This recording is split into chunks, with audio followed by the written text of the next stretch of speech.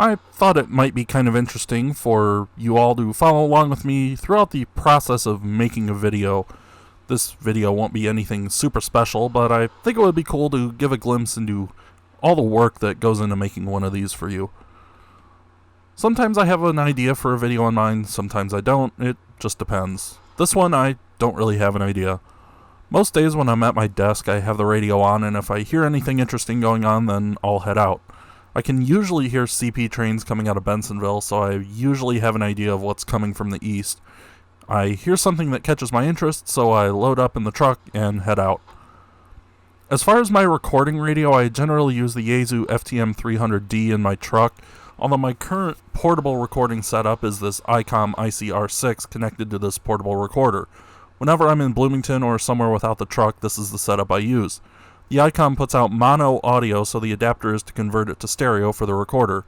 I don't normally record off the portable if I have the truck with the Yaesu in it.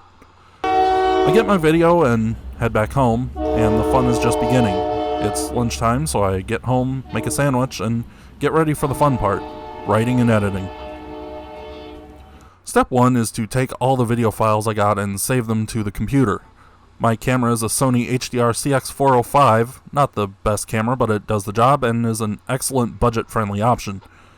I have an external hard drive that contains all the files you've seen on this channel, so I take the microSD card out of the video camera and transfer everything over to the hard drive. When I move them into the folder, I name them in order with the date so that I can easily find something in the future and know where it was taken without having to open the file. Next up, I copy the pictures over to the hard drive.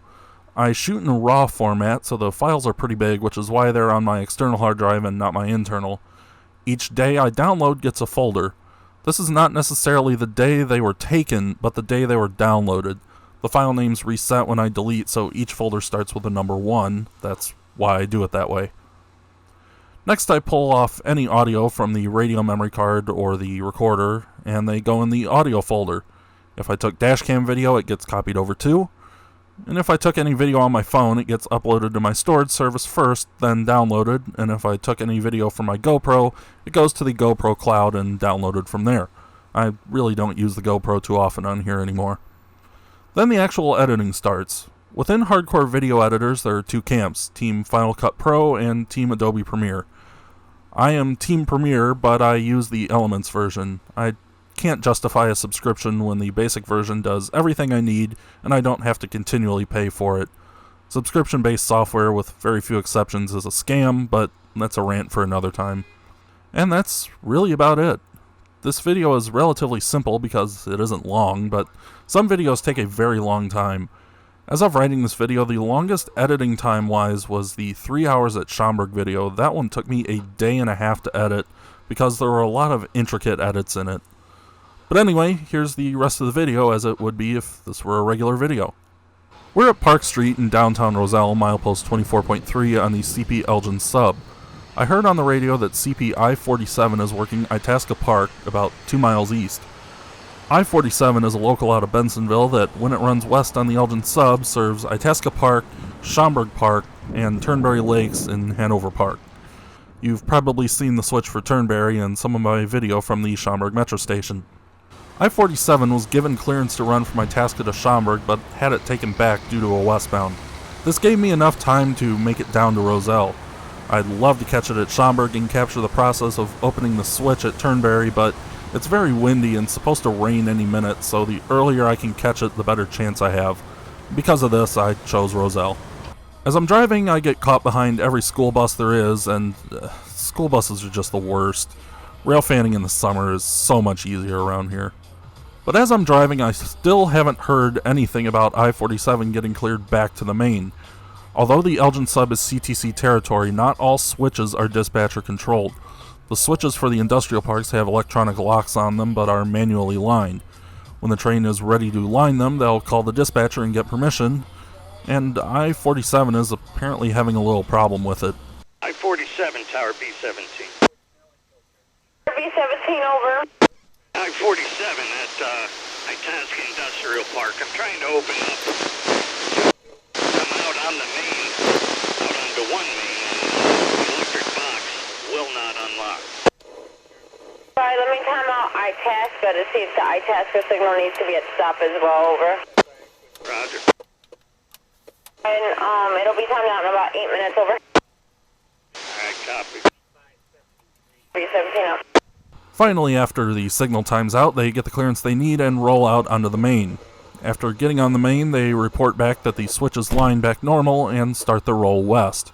They won't take too long to get here, so I set up. CP 2312, Tower B17, over. B17, over.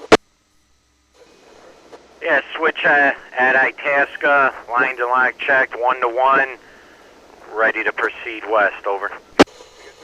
Switch at CP 2312, reported switch at line lock checked, 1-to-1, electric box derail, restored at Itasca Industrial. Ready to proceed west to Schaumburg, and you guys are opening up what part of Schaumburg, over? Would like to open up at the east end of Schaumburg and get in the clear, over. I-47 with the CP 2312, has authority to open up at the east end of Schaumburg on number 1 main track, and let me know when you guys are in the clear over there, over. CP 2312 has permission to open up the east end of Schaumburg and we'll call you when we're in the clear, over. Just as I hear the horn from the east as they roll through Medina, the sprinkles start falling. As long as it stays sprinkles, I can keep shooting, although at this point I've made it this far, I'm getting the shot whether it's raining or not. I-47 is currently just CP 2312, a GP20C-Eco running long hood forward, 3 hoppers, and the most interesting piece, a caboose, Su-94. Unfortunately, it was repainted for CP about 5 years ago, from what I can tell, from Sioux-line paint, although from pictures I've found online, it needed it.